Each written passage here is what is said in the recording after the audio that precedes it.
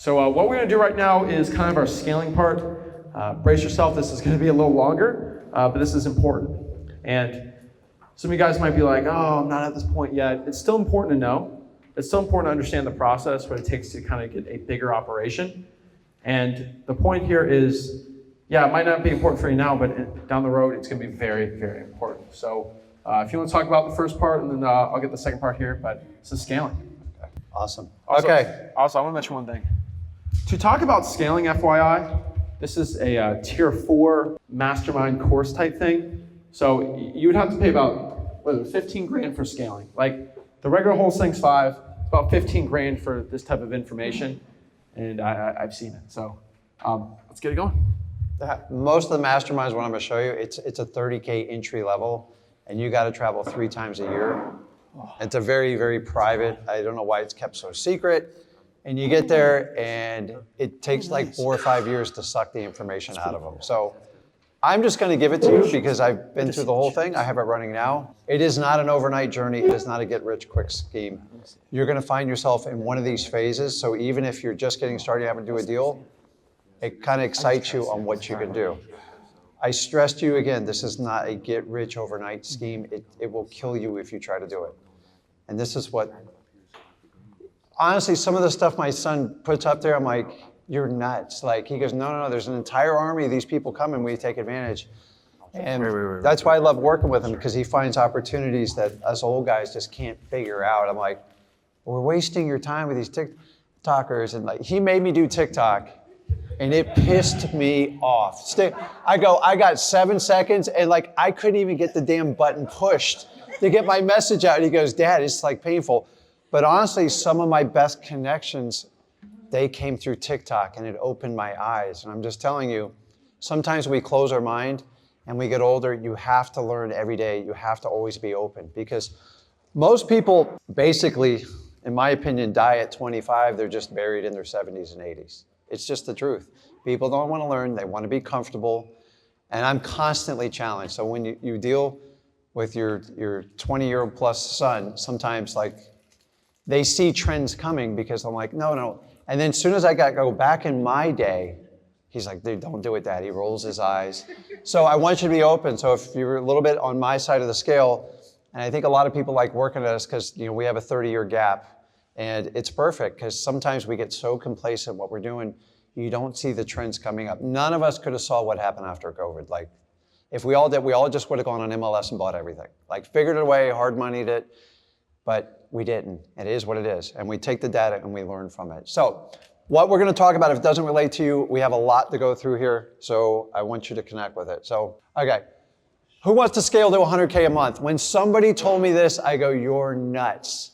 I'm just trying to get a damn deal done. And I went through a pattern of, okay, I made 10 grand. I did 20. And then I had 1 month I hit 100K. That's not what I'm talking about, guys. Eventually you will hit a home run. And some of you guys talk about it, I go, so when I was young, in my 30s, like, I know I'm dating myself, but when I got my first 40 grand check, I was just like, oh my God. But you have to show up and you have to keep it going. So a lot of times you guys get these big fat checks, it seemed enormous, you're starting out, you're like, I've made it. You gotta replicate it and you gotta do it faster. And that's what we talk about scaling. The stuff I'm gonna share in here, honestly, I'll never share online because it's over most people's head. And until you experience and understand it. So even if you grasp the theory and the concept, as you grow in your business, you go, okay, I need help with this. And that's the idea of it. So it's not that scary. It seemed overwhelming. I did not register this till I made 100 grand in 1 month. And then I went on a journey. I go, how can I do this every month? And my problem is I tried to take 10 to 20 grand, which I was very good at it, and turn it into 100. Now the problem is you have to average in your big hits in there. So a lot of people go 100K. I go, the idea is to get you 50, 60, get you that journey, and then do some pops in there. You're gonna have to mix in some wholesales. You're gonna have to do some JV agreements. It's not just pure one-on-one. Because once you get there and you get a taste for it, you don't go back and you get people to help you support in the journey. My problem is right now is to get you to the point where you go, man, I can't do this by myself. Don't try to solve that problem until you get there. Most people, all these people talking wholesale, like, I do 100K a month. Here's a little hint. Anyone who flashes a car, a piece of real estate, it's ridiculous. Like, rich people don't do that. They just don't do that. So I've been sucked in by it before. A guy pulls up on a car, you have no idea where it came from. It's ridiculous. So understand, when people are flashing stuff to you, okay, Rick told me he's gonna flash his real estate, he's gonna flash your car. Anyone can, this is the problem. I don't wanna keep up with the Joneses. You're gonna have to make a sacrifices. The Joneses are the broke people. You do not wanna do it. That's not what we're talking about today. So, we have the Ginn way, not the guru way. I don't hate gurus. I just despise them. I don't understand. Most of the message is complete BS. Would you guys agree to the most point? I don't even know what a guru is anymore. If you look up the definition, it's really a religious thing. And if any of you guys follow religion, I don't talk about religion because it's not my specialty. I'm more of a spiritual person, is just do what I say and don't ever question it. And the problem is, if you're not doing what you're saying, how the hell am I gonna do that? And that's what most cult gurus wind up doing, is like, don't question what I do, just drink the Kool-Aid. And you know how that works out.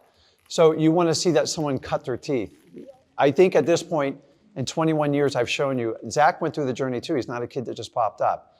I don't believe people should be teaching what we do unless you've proven your journey. And to me, I'm older, a journey is a minimum 5 years and you have the credibility and you've proved it. I'm seeing people pop up 2 and 3 months. It's absolutely nuts to me. So we have the Ginn way. Why? Because it's what we do. And by the way, I never expect a guru to subscribe what we do. And if they do, I tell them, I go, that's when I'm gonna be scared. You can't subscribe to what I do because I don't pitch people. I just show them the way. Remember, I talk about being a guide or you can be a salesman. I love Grant Cardone, but I just don't think everything has to be sold in life. When you sell something like, do we all need a luxury car? No. Do we want one? Yeah. But you don't need it. And the problem in society today is everybody wants the luxury car, but they can't afford it. And you see these car payments lately? They're absolutely nuts. So we have 4 stages to scaling growth. We're gonna walk you through each one of them. This is the part where you're gonna get brutally uncomfortable. I'm sorry, this is the part. So when you get uncomfortable in the beginning and you figure out how to make 10 or 20 grand, here's the secret. In 21 years, every month I'm uncomfortable. I've just gotten so used to it, it's like breaking a muscle down. And as soon as it gets a little bit bigger, you gotta keep pushing it, and you gotta keep pushing it harder, and you gotta come up with more creative ways to do it. So anybody works out, does exercise. I can't figure out yoga to save my life. My wife's really good at it. I'm a very impatient person. Yoga and stretching is my downside. So I used to be a former wrestler, and my coach says, either get flexible or your opponent's gonna make you inflexible. And I tore my entire hamstring because somebody embarrassed me and tied me up in a knot. And I went on a journey. I was younger, I could flex and do that now. But I let it go. And if you ever stretch, to me, stretching and yoga is more uncomfortable than lifting any weight or running any type of marathon. It's hard. You have to have patience and you have to just grow a little bit each day. And that's what we're talking about here. So you got to get uncomfortable. Guys, it's not that scary once you grasp the concept. The reality is, it's just a little bit more each day. And most of you go, how am I gonna get to 100 grand when I've only made 10 grand? And I say, no, we're gonna do 100K a month. So the reality is I simplified the process. Most of you are trying to get your first deal or two. I've always told you, what's the threshold that I know somebody has they've got a good gift for wholesaling? What's the number? 5. It's just proven statistically. No guru shares that with you because most gurus don't get you past 1. So some people pay a guru 10, 20 grand, then they put 20 grand in the marketing, they make 10 grand, a guru calls that success. You're not gonna make it at that rate. I could tell every one of you to spend 10 grand on marketing, you're probably gonna come up with a deal, but you're not gonna net it and you're probably not gonna be able to duplicate it. That's the problem with the system that's going on with it. It's just one step at a time, it's simple. You guys always I talk about marathon because the more I teach it and the more I go over it, the more I taught my son, the more I've taught my business partners, my JV partners. I said, listen, is that gonna grow your business in the long term? I did stuff when I was younger that probably wasn't the right move and it cost me a lot of time and money. And you have to think long term. Think like your children. Like, is this the best decision you're making right now? And sometimes you have to make sacrifices. Me and Zach decided to make a sacrifice over 4 years ago and go on social media with no advertising, no pitch, no nothing. Let's just show deals and let's JV with people. And you're nuts, you can't do that.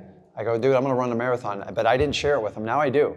And now they're starting to see it because everybody wants to get on there. They want to sell a coaching course and they take the money. Who takes the risk when you take a coaching course? It's not the guru. You guys take the risk. From a show of hands, how many people have paid a big ticket item and been disappointed? I have.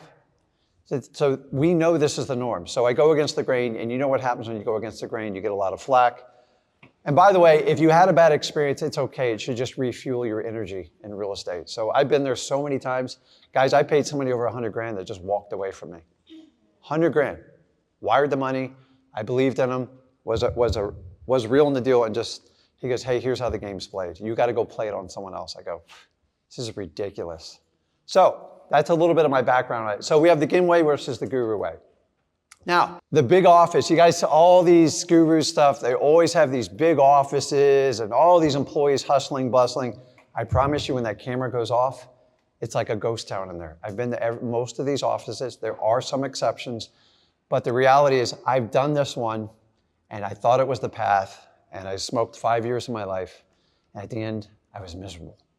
And I'm just telling you, is when you turn it into a massive business, there is an economy of scale here where all real estate is local. You all know that. If it was fair across all markets, we'd all be in the New area, we'd be in the major metropolitans, Tampa, but you have to have localized, specialized knowledge. You guys have it. I don't. I know my markets, and I have to learn them one at a time. There's no way I can take down the entire country one at a time. I don't have enough time.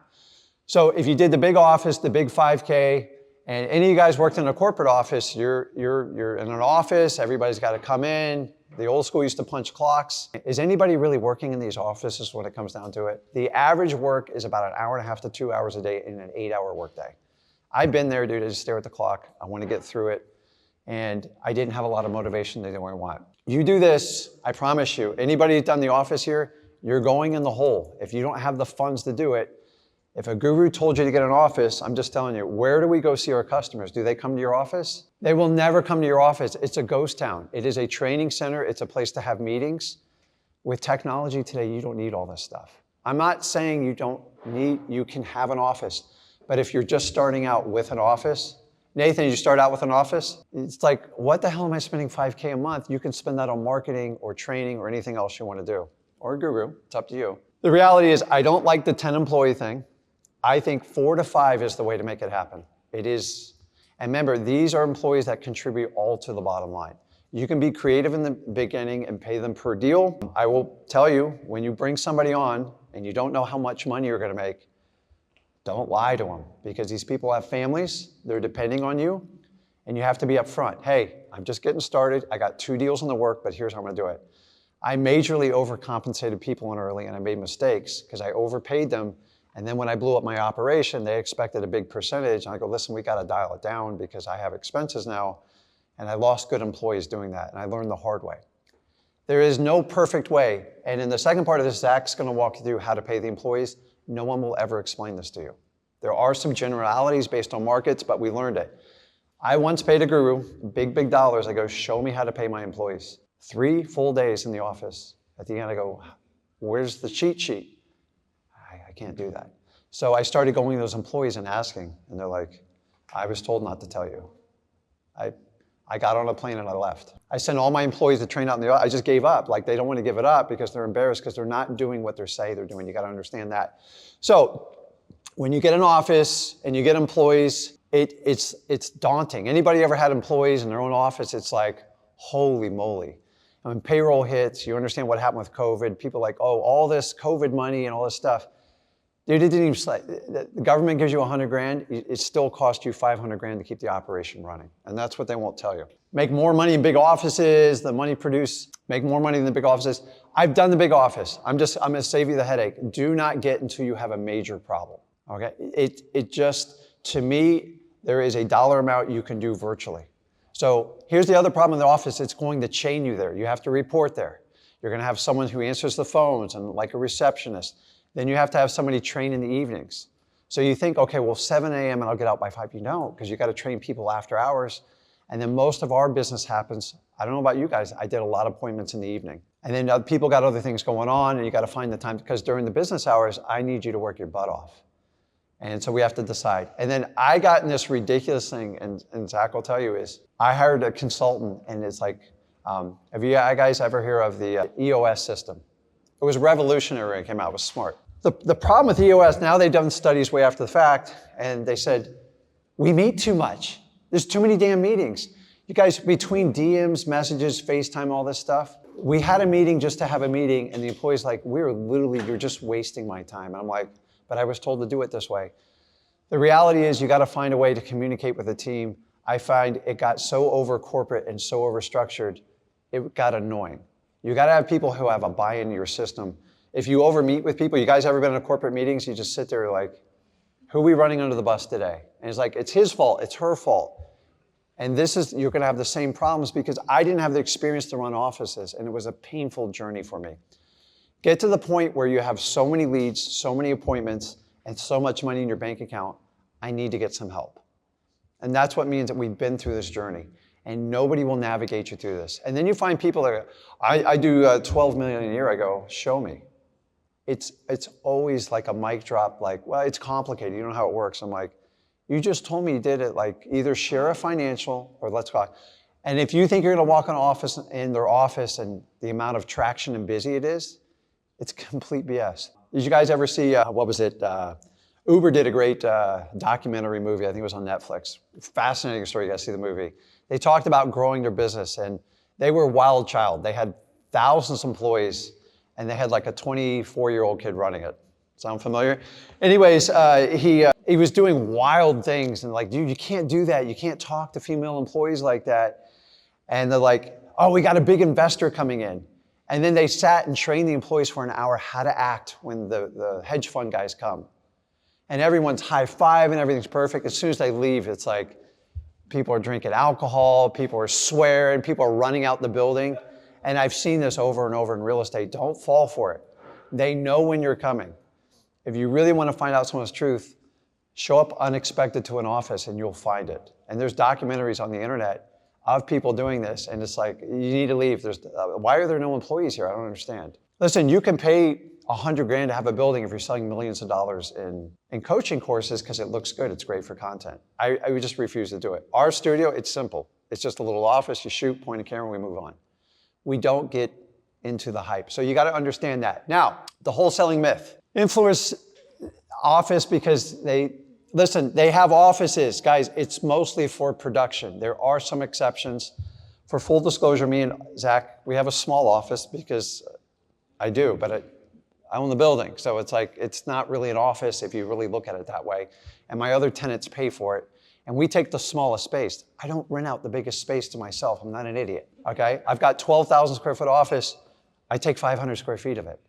And we've already talked about downsizing it. And we got people making us offers. I'm like, let's build that unit out. We'll do that. We'll cut it in half. We talk about like converting like one of our storage rooms just for the studio. A studio, all you need is a light in a small area. You only need a 5-foot room. You'd be shocked at what most of these studios are. So we don't have a fancy studio. I don't have a hair gel. I don't have a guy come and cut my hair. I go to Great Clips for full disclosure. Hair cuttery pissed me off. I'm set, like, I don't waste money. I don't believe it. I don't care how much money you make. It's not complicated. And so we had a conversation with someone. They're like, does the guy come and cut your hair? Cut my hair? Are you kidding me? It's 10 minutes. I go there, I cut it, 15, 20 bucks, and I'm done. And then we were talking about, Zach, you got to get your hair professionally done. I got a guy come to you, it's $200 a cut. Zach goes, are you nuts? And you guys know the story. Zach grew his hair out, I believe it was during COVID, and I got tired of him combing it back. Honestly, it pissed me off because he's got like the nicest hair in the family. And then the minute they started calling him Baby Jesus, he's like, okay, that's it. He was in there with a razor. He goes, that's it. And I go, dude, your hair is taking over the internet. You need to stop. So I grow my hair out and it looks like Kramer on Seinfeld. It's really bad. So like, you know what? It's just funny how people focus your hair, like do not get distracted by this stuff, guys. You got to understand, you got to focus on wholesaling. And so many people get so consumed with content and all the distractions. And me and Zach just sit there and point. We were told a long time ago, you're going to run out of stuff to talk about. I go, no, we just talk about if you've ever taught like junior sports, basketball, football, what do you do with the kids? What do you teach them? Do you teach them complicated plays? You teach them the fundamentals. You have to have the fundamentals. It's boring, it's routine. We try to make it entertaining as possible, but it's like so many people want to teach at a high level. And my son taught me this because when I taught, I go, we're going to go fundamentals, tackle, block, catch, pass. Same thing over and over. We did it for 2 years. He caught off. He did acquisitions. He took over he did marketing, and then he did dispositions. And then he went out and did JV deals. He goes, Dad, I want to be your partner. I'm like, yeah, I'm in.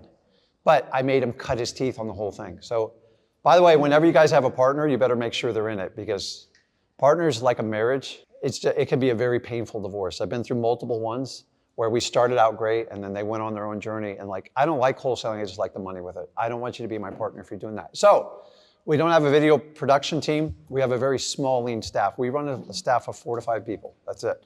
And they all get paid per deal. Some of the lower employees are on salaries. We're going to talk a little bit about that and tell you how to adapt it for your market. So your acquisitions managers need to be on appointments all day. It's a myth, guys. Like, it doesn't work that way. I wish I had that many appointments. A lot of you guys are single operators. You have that problem. We're going to talk about it. You got to get to that level where, like, dude, I have so many appointments backed up, I don't know what to do. One of the biggest myths you're going to talk about is people go, I got to get an acquisitions manager first. No, it's your last hire. You are the asset in your company. No one's going to be as good as you, and we're going to teach you how to outsource the lower end tasks you guys are wasting time with. You should always oversee your marketing, but acquisitions, we learned the hard way by outsourcing that. If I can get to the point where I can just go on 2 or 3 appointments a day and make 20, 30 grand, it's the highest and best use of my time. Is it the funnest? No, it gets boring after a while, but like, it should be repetitive. When you get really good, you know all the objections coming your way. So I find a lot of people go, I'm gonna hire an acquisitions manager first. You're gonna take a massive hit on pay right off the bat. So you gotta do the low levels and work your way up. We're gonna show you how to do that. Listen, the reality is you do all this tape between the office, the 5K a month, 25K will be out the door every month before you know it started. And about 6 months into, you go, I didn't sign up for this. And you find out you don't have the cash flow, because when you hire employees, if you've ever done any business, wholesaling, anything outside, you're going to take 2 steps backwards to try to go 5 steps forward. And most people cannot stop. That's when it gets wildly uncomfortable. And I'm going to teach you it's not the correct way to do a business. You guys ever watch the show Shark Tank? Mark Cuban's my favorite on there, and not because he's in the Dallas area, but you ever see it, he goes, okay, how much money you got into this? And people go, well, I mortgaged my house, I sold my mom's house, and I got 2 million into it. What were your sales again? 150 grand. It's like, what the hell are you doing?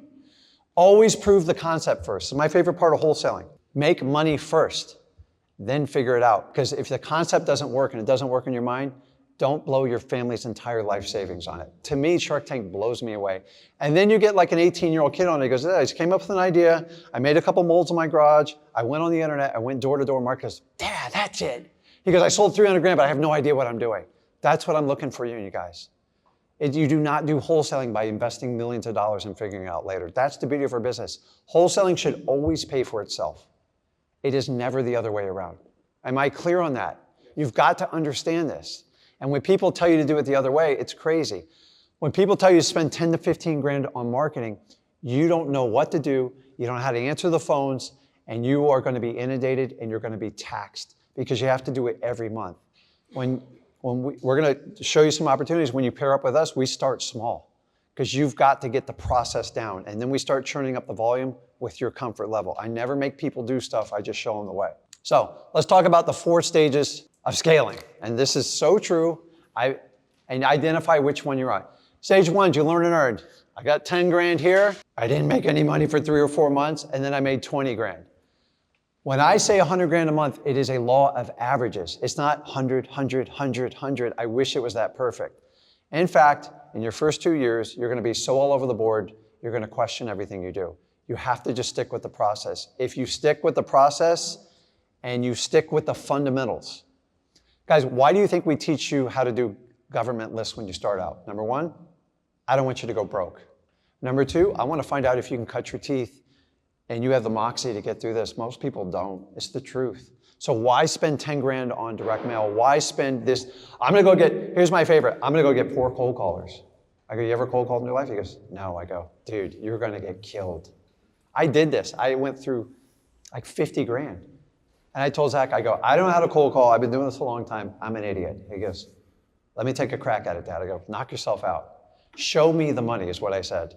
I go, I give you no rules. Just don't give me a lot of expenses. I go, I get, a couple grand figured out. And he went out, figured out. You know what he did? Did he hire 4 4 cold callers? Did he hire 1? No, he picked up the phone and just started dialing. That's it. Wolf of Wall Street, just pick up the phone and dial. Can't pay your rent? Pick up the phone and dial. Your girlfriend breaking up with you? Pick up the phone and dial. It's not complicated. It's really a Jordan Belfort. It's like, stop looking for everybody else to do it. No one's coming to save you in this business. People always looking at me like, I don't know what I'm frustrated, I'm not getting it done. What did you do today? I've heard 3 excuses. What'd you do yesterday? What'd you do the day before? There's a lot of you guys, I say, listen, when you get frustrated, I go, where's your marketing worksheet? You're like, I haven't really got around to it. I go, okay, well, let me know when you get to it. I can't get inside your head. Zach can't get inside your head. Those of you guys that say, hey, write a note, let me talk to you, like, I'm just trying to give you a clear, direct message. Number 1, I care. Number 2, everyone has a unique problem. You're not alone with it, but I can't help you if you're not going to do the work. So stage 1, 10 grand, a lot of you there, and you need to get going. Stage 2 is you're really grinding away. Now you're working on systems, you're making regular cold calls, maybe you're doing some direct mail, 25 grand a month. Remember, I made 0 this month, I made 50 this month. You have to look at the averages. So many people think it's like a dead set number. Do you guys think you do 3 to 5 deals at, like, it's not a set number? Nathan, is it all over the board when you do it? Oh yeah, some months are 2. It's averages, and nobody talks about the averages when you do it. So this is the grind stage. It hurts, it's painful. Most of the time you're doing all this by yourself, period. That's it. You've got to cut your teeth. Think about you going on Shark Tank with Mark Cuban, and he's going to roast you when you get up there. Go, how to make $100K a month? They go, I don't know, did you make any money yet? Anybody can spend money. That's the easy part. You go in way over your debt. Our banks make it super easy with credit cards, everything else. I'm not talking about that. And by the way, that's a little hint on a guru. When they tell you to pull out your credit card for a bit, or how to raise your limit, they were doing back in the early 2000s. I'm like, what do you mean raise my limit? What the hell am I going to do that for? Because then you can pay me, and then I'm going to get 30 days, and after that, I don't care about you. It's just the truth of it. Stage 3, 40K a month. This is when you start mixing in. You've stepped it up. This is where you have to do some sort of scaling. You cannot, there just comes a point, and I did one deal where I did 12 or 13 deals. And the problem at this stage, if you can technically do it yourself, but you're not gonna make it because you're gonna burn out. And then you know what you're gonna do? You're gonna take a sabbatical, or you're gonna take a long cruise, and you're gonna come back to hell. And I did this over and over. I'm like, if you have to take such a break from wholesaling, you just need to get help. The problem is you all want to hire 5 people right off the bat. You just need 1 person to help. And we start from the bottom, work your way up. You do not want to replace yourself first. Nathan talks about replacing yourself. You have to build from the bottom and work your way up. It is not an overnight process. Corey's going to talk a little bit later. He went from doing no deals, working a regular blue-collar job, and now he's complaining over here. He goes, dude, my phones are blowing up. I can't process the leads fast enough, trying to close deals. And we're trying to get him help and replacements. It is not an overnight process. You've got to have people that are going to help you out. In stage 4, this is when you've set a system, you've got people working with you. This is not an overnight process, guys. I went on probably a 7-year journey to do this, all over the board, and I admitted to myself, I can't do everything myself. And sometimes it takes a young person to go, listen, you just need some help. And that's why most of you are here today. Hey, listen, I need help. How can I get this done? It doesn't matter where you are in this stage, just to understand, if you truly want to have abundance and freedom, you can do this. I can walk away and do this, and our business runs like a well-oiled machine.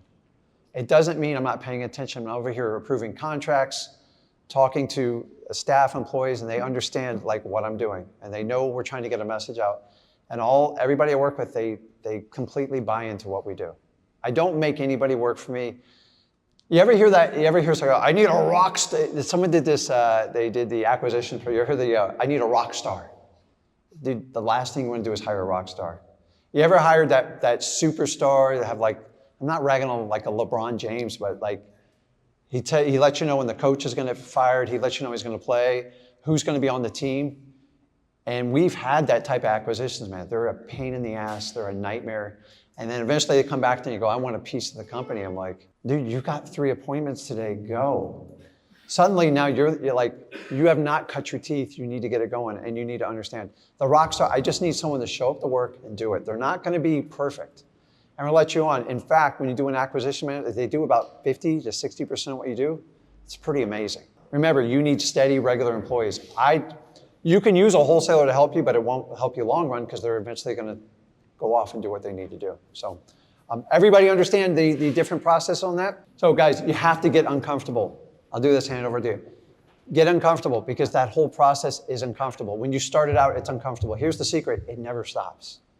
And if you can commit to that, what I love about wholesaling is it opens up so many doors to change your life, to do things, to make things so accessible. Because once you understand I can control my business, I get freedom of my time, and I get abundance, then you can start working. You start going to yoga, but it's painful. I'm going to warn you up front.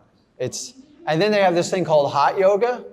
I don't understand. I'm the guy sitting in the door before you go in, and I'm at the door crack because it's so damn hot in there. I'm looking at my wife. I go, why is it so hot in here? She goes, it makes you stretch. And then I sweat a lot. And then the girls start screaming, shut the door. I go, it's hot in here. I'm sitting here 10 minutes. I'm going to sit in the air seat until I have to. And I say, like, it makes me wildly uncomfortable because I can't touch my toes. I fully admit it. This kid just touches down. My daughter touches down. Like, I'm the only person in the family can't do it. I used to. So you have to get uncomfortable. Think about, like, if things are uncomfortable, that's how you have to do it. So who wants to scale to 100K a month? It is completely doable, but it's not an overnight success. So many gurus, so many people on TikTok, I make 100K a month. Show me you do it. Show me you do it. Don't show me your car. Don't show me your piece of real estate, and please don't show me your office. If you're talking, like, let's see what you do. How many people you're JVing, how many people you're working with. You can't do these kind of numbers on your own. Oh, and do you have a 20K coaching program? A lot of people say they make millions of dollars. The reality is you guys give them millions of dollars. And like, that to me is completely discredited. In fact, I will tell you, most people have an office that are shooting online content. You are the product, sorry. You are it. You are the ones. Most of them, 80 to 90% of their income comes from coaching dollars. That's why they do it. How do you think you put on a giant event, have thousands of people in the room? Who do you think pays for that? You guys do. You're paying for a show. Do you think in 1,500 people you can go around and sit and talk to everybody? Me and Zach are going to try to find a way to do it. I don't know how to do it, but you guys are going to help me figure it out. To me, it's ridiculous. Do you see a jacket on here? Dude, I wore a suit for 12 years. I hated every minute of it. I will do one to we went to a high-end family function. I refused to wear a tie, so I wore a bow tie. Like, how do you pull a bow tie off? I'm just different. I don't know what to tell you. Because you draw a lot of attention to a bow tie, and then my daughter, full disclosure, had to help me tie it. Because I had to go on YouTube for like 30 minutes to figure it out. So if I can learn how to tie a bow tie, I can show you how to do wholesaling. But I couldn't see it with the mirror because everything's reversed. It's absolutely crazy. So it's really not that scary. And honestly, if you do it the Ginn way, not the Guru way, you actually make success. Here's the difference is, I'm going to tell you it's hard. You have to be consistent, and you got to get wildly uncomfortable. A guru will tell you, you can do it overnight. I'll get you there in 90 days. I'll get you there in 30 days. Come on, guys. I always tell you, if I was a marathon runner, you know, on average, it takes at least 2.5 to 3 hours if you're good to run a marathon. If I sold you a book on how to cut your marathon time in half, you think a marathon runner would buy it? They know that's stupidity. That's ridiculous. And I don't know why we accept it in wholesaling, but that's what you guys are going to go, let me show you how to make $1 million in wholesaling. Unless you can take down one deal for $1 million, I just don't know how they're going to do it that quick. And that's the problem with it. So we're going to walk through the 4 stages. Zach's going to help me walk through it. We're going to show you how to use them, how to process it. And you are going to have to get uncomfortable. There's no way. I'm telling you the truth. You do not hear this in any other pitches because it is the truth. And that if you ever get uncomfortable with something, it just means, listen, change is coming, and you got to decide, is it for the best or the worst? You have to make a decision. And it's not always the right decision, and that's how it works out. So, Zach, you want to come up and walk them through the organization? So Zach helps me out with all the processes, and we're going to walk you through it because he goes through it a little bit quicker than I do. Here. Oh, man. All righty. Let's give a hand for Rick Ginn right there. Yeah! That's 22 years condensed right there into that. So let's talk about a wholesaling organization once you have it all scaled up, ready to go. Now, your wholesaling organization doesn't have to be crazy, okay? I'm telling you it's going to be 5, 10 employees max. Now, it's very contrary to what you hear, but I am not the guy that is going to tell you to run 300 employees deep, have this huge operation, massive office. That's just not who I am. I'm here to make millions of dollars, but I'm not here to kill myself in the process. Now, a lot of people have this thought in their head that they're gonna make all this money wholesaling, then they create an office. Here's the problem. You escaped your job, right? You escaped the matrix, you escaped the job, making 40 grand a year or something like that. But then you're by yourself, you're happier than ever, you create your own schedule, you're, oh yeah, let's get it. And then you make the office, you show up at work, you leave, you wake up at like 6:30, you get breakfast, say hi to the kids, you drive to your office, you leave at 6, you're there Monday to Friday, now you just created a new job. Yeah, you're the boss, you have your own office, but you're back in the office. Like you're back into what you escaped from. And yeah, you're making more money, but that's just a higher job, and there's more stress, and you got to pay the bills. And so what we like to do is a little bit of a mix. As you know, I'm in Dallas right now, and I'm not at home. I'm making the same amount of money. I'm not stressed. I don't have to be in the office telling people what to do all day. It's no office, no crazy fancy things. Just keep it to the operations. I see a lot of people do this. They think it's hyped up, it's cool, it's on the skyscraper. It's not it. So lean and simple, 100K a month. That's it. There's no gimmicks, no games. You have to be, if you want to have a lean operation, you need to be able to be easier, smoother, and get it going. So let's talk about this. So at the multiple millions, you can start going crazy. And now I know a lot of people that are at 12, 14, 15 million. That's a point where you need your people in-house, right? You got to have your in-house cash buyer person, your dispositions person. You have a marketing person, like you have marketing people going through everything. Yeah, there can be a point where you need to do that, but for most people, not really. I've tried them all. We've had the offices, we haven't had the offices. The point I learned the most was when I had my acquisitions guy just hanging out the office. I'm like, what are you doing here? You gotta be on appointments. And I realized the acquisitions person should never be at the office. And so let's kind of go over when you start scaling, you're making money, the order of hiring. This is not an order of you gotta do all of them all at once, but these are with stages. And so this isn't all at once, but this is a stage. So as you start making some money, maybe stage 2, 3, we go to number 1. We start marketing. That is the least income producing strategy you're gonna have, right? Like you cold calling, you answering texts all day, that's not where it's at. That's not where the real cash is coming on the business. That's the one you can delegate the most.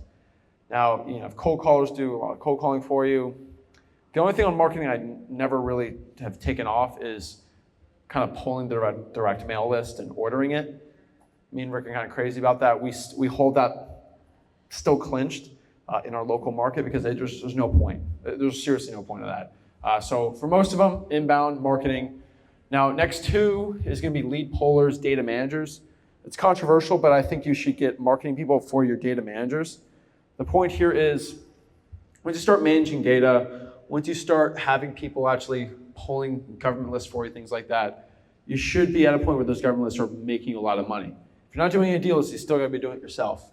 Now, third is a lead manager, not an acquisitions person, but a lead manager. Now, we're going to talk more about what each one of these people are, what I pay them. But really, a lead manager is going to be somebody who's calling on the follow-ups for you, seeing how these people are doing. Hey, you're still looking to sell.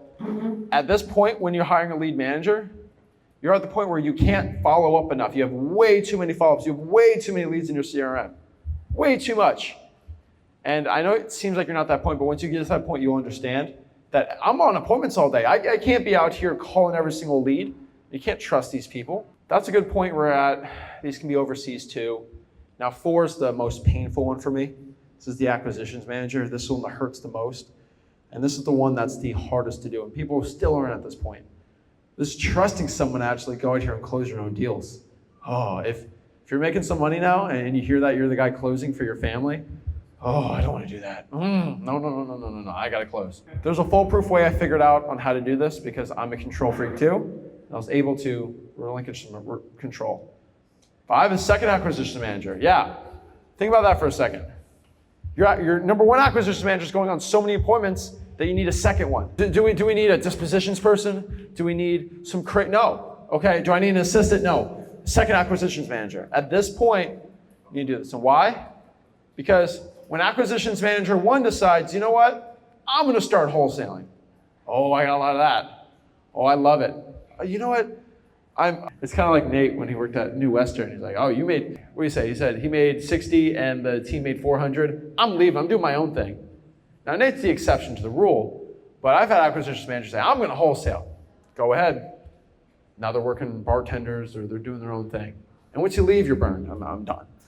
So that's always the funniest part. Once the person thinks that they're good enough, yeah, I'm producing 200K a year for you, and I'm only getting paid 50, then they go, right? And so we don't really have that problem because we pay our acquisitions people really well. Kind of hurts to do, but you need to. And then we have our second acquisitions manager. And then at that point, you can get a dispositions person. With the way the market is, it is still getting harder and harder with the cash buyers, and you still need to really have that personal connection. And disposition still at this point is something you need to be handling. And that's kind of the last order of hiring you need to have. So here's a question, how much do I pay my employees? You will not see this anywhere on the internet because nobody talks about it. I don't know why. It's like a big secret. How much do you pay your employees, Zach? That's a secret. So let's talk about our marketers. This is the most variable one. So we'll go anywhere between $3 an hour I hear $10 an hour. There's a variable to this. I'll take 5 to 7 is where you really need to be. And data, I found people from India are probably the best with data, like pulling lists, analyzing listings like that. Most of them are very educated and very, very smart. Now, I've had people from the Philippines do this. It's not as good. I like people from India doing it. The communication is a little harder, but it works out pretty well. So we'll pay about $5, $7 an hour. Now, I put $50 per appointment. It depends on the marketing. So if their pulling list is different, but if they are cold calling for me or texting, $50 per appointment. Not crazy. I get a lot of appointments, not bad. Now, $100 per deal. I know that seems low, but once I'm paying $7 an hour, I can afford to do that. Now, in my business, these people are getting a lot of deals, so I can afford to do this. If you're paying them $3 an hour, you kind of have to up these numbers a little more. I know people do 75 per appointment or 200 a deal. We feed them so they can get it, and I like paying them nice.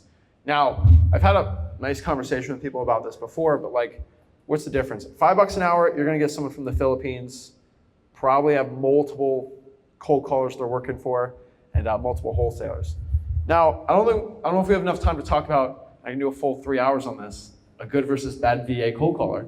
But what I could tell you is, if your cold caller has children, huge plus. Number 2, if they're willing to work nights, obviously, and they have something to look forward to or work forward to, right? A lot of people look at VAs as robots. These are real people, okay? I'll tell you, Joel, are people in the Philippines real? They're very real. So a lot of people treat them like little robots, like, you do this and you would do it now. Not, how are you today? Or, how are your kids? What's your kid's name? Do you have any dogs or cat? These are real people. People treat them like robots because you can't see them. They're real people. Treat them as employees. They are employees. Now, $5 an hour, Philippines. This is a controversial statement, and I will say it in the nicest way possible. With sellers, not with me, but with sellers. Somebody with a Filipino accent will have a less success getting through with a seller than somebody with a Spanish accent. I'm in Florida. I think nothing if somebody has a Spanish accent. I don't even think about it because everyone does. I think 40% of everyone in Miami 60% of everyone in Miami was born outside the United States. It's crazy. So it's big. In Texas, a lot of people with Spanish accent, you don't really think about it, right?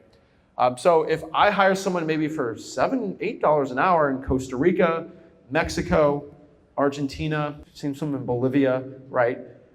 Spanish accent gets through sellers a lot better. Nobody thinks about it. And I'll tell anyone here, if you speak Spanish and they have an accent, and if you can communicate them in Spanish, communication, way better. If you can really communicate with the VA in their native tongue, it's amazing, right? So if you can speak Spanish, I would say go Spanish cold call. It's more expensive, but it's way more worth it.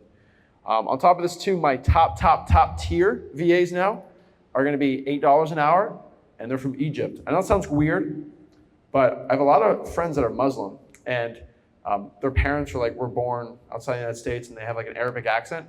Arabic and Persian accents, you can't tell. I don't know how to explain it, but the accent, it doesn't register in a lot of people's minds. So it's not thick and you don't even think of anything of it. And the cold callers come through way easier. And Egypt has 60 million people. It's a huge country. And they're all really educated. And the time zones are a lot better, I promise you, than anywhere in the Philippines. And so I found Egypt to be really good too. And these are great people. Now, this is on an average $25,000 assignment fee. This is local market stuff. We're getting the whole virtual scaling type thing. That's a different animal to talk about. But in person, on a $25,000 average assignment fee, you can reduce it if you want. But I'd say stick to 5 to 7. Don't be, oh, I got a $2 an hour VA. No. Okay, 5 to 7 is the sweet spot. Premium's 8, but it's worth it. Did I mention here to get your buddy for $17 an hour? No, that's not worth it. That's kind of the best economies of scale. Now, let's go here and talk about lead pullers and data managers. Depends how you get the data. Once you start scaling up, a lot of you guys will start getting away from government lists and just start doing general high equity if you have a smaller market than me or like me. So you don't really need some of these people, but about $7 an hour is the best. And that's just what you pay. I don't really commission a data puller. $7, $8 an hour. That's a premium on top of what they're usually 5. I give them 7, and they know my stuff. They'll pull the probates, code violations, all these things. Sometimes I can't cold call them. That's the best way to pay the data managers. Now, lead managers. This is kind of on the acquisition side. This is harder. You can have an accent on this if you let the lead manager know, hey, I'm working with Zach. I work for them. If you let them know that hey, they're kind of like an assistant, just checking. Hey, this is Divvy. That was the one that's an old one we had. I'm not going to do our current ones, but Divvy. Work with Rick here. We're just seeing what's going on with the property. They obviously had an accent on it, but the lead manager can set appointments. I don't like that. I give it because we have our acquisition managers. Let them deal with it. But you can say, hey, this is Ed. We're calling with Zach. I know you were talking to him about the property. Just seeing if you're still looking to sell it. They have their script, and they just kind of call on that, manage the leads. $10 an hour, high-level people. You want people that are actually willing to work. $10 an hour, they start showing up. And if you're at the point where you have so many leads, you should be making enough money to pay $10 an hour for someone like this. And they'd be talking to leads all day, every day. $150 a deal is pretty good. That's a very, very good pay. And this can stop most people from getting an acquisitions manager for there is a certain point, but most people are they're stuck. It's no acquisitions manager and then having an acquisitions manager, and it's a hard leap. Sometimes that middle is just having that lead manager do it. You have a question? Yeah, have you guys ever tried merging, the lead manager with acquisitions just to see how that plays out? No, so how acquisitions work is with marketing, how it's cohesive, like I've always done. Once they say, I'm looking to sell my house, no more. You go to acquisitions. So acquisitions only deals with people that want to sell their house. Lead managers get kind of put in that purgatory of people that come back in 4 months or 3 months. Go ahead. For you, this is also Virtual. Virtual. No office, man. So your acquisitions manager is talking to people that are also not fully qualified. So your lead manager is not per se qualified. Yes, because acquisitions people need to get hot speed. I didn't even go in the house today. Just remember, it's competition, man. And so these guys are people in purgatory, Because right now I'm still handling the lead manager and the acquisitions, but I'm, the one-man shop, right? So It's hard. Split up the... This is kind of the baby step before you go acquisitions manager, because once you go acquisitions manager, you're all in. And people don't understand there's the right way to do it. Once you do it, we'll talk about that. $150 a deal, $25K. We pay them well because I'm stopping an acquisition. And I'm going to tell you why I try at all costs to stop that. You get the acquisition manager when you have to, all right? It's I can't go on enough appointments. At this point, you shouldn't be there. So let's talk about my favorite, acquisitions manager. Yeah, of course. No, that's just showing what I pay them on the average assignment fee, right? So if I'm making $50K average, I'll probably bump it up more. But on an average, this is wholesaling, okay? And it's if I'm going to wholesale it, I'm still going to pay them that, and I'm just going to flip it. And my average 25, I'll probably make 45 on just a wholesale. I'll get the whole wholesale series later. But acquisitions manager. Now again, this is the point. 15% of it. That's a lot. I'll tell you this. This is personal experience. Once you get at 10, they leave. Once you get at 5, they leave. At 15, they stay. 20 is too much. 25 is way too much. But at 15, if you have steady lead flow, they stay. It's good enough for them to stay, and they get comfortable enough, but it's not too much, But this 15 hurts. Oh, that hurts. Especially when you're used to making $500,000 a year, and you got to give that up. It's tough. But the goal is our acquisitions managers to be 6-figure earners. Because you look at this, your acquisitions guy can go do car sales, solar sales, once they're at above 100K, they're pretty comfortable. They don't want to move to another industry because a good sales guy can make 100K, but they don't really want to move if they have a good one. And they have ways to scale up for here, right? And that's the point. Now, acquisitions manager. Now when I educate people, I tell you everything, and I'm nice, and I'll answer anything you want. When my acquisitions manager asks me, what list are we pulling? You know, what kind of scripts do you use? Marketing things. How do you find cash buyers? I gaslight them. I'm toxic. Close sellers. It's your job. Don't worry about that. Because I found acquisition managers trying to do this, and they're not smart enough to go to wholesaling.com. It's kind of funny. They know it, but it's bad because they go to wholesaling.com and kind of learn how to do it. But I have a lot of acquisition managers leave and they go. But you want to find with acquisition managers, this is really important. You want to find employees. You don't want to find entrepreneurs. Does anyone know the difference between an employee and an entrepreneur? You guys are entrepreneurs, okay? So you might not understand some of your employees too, but like you're turning on entrepreneurs. Employees want their money, their kids, their 2 weeks vacation. They want the comfort. And when you give them plenty of leads, they're comfortable. You don't want them wanting too much.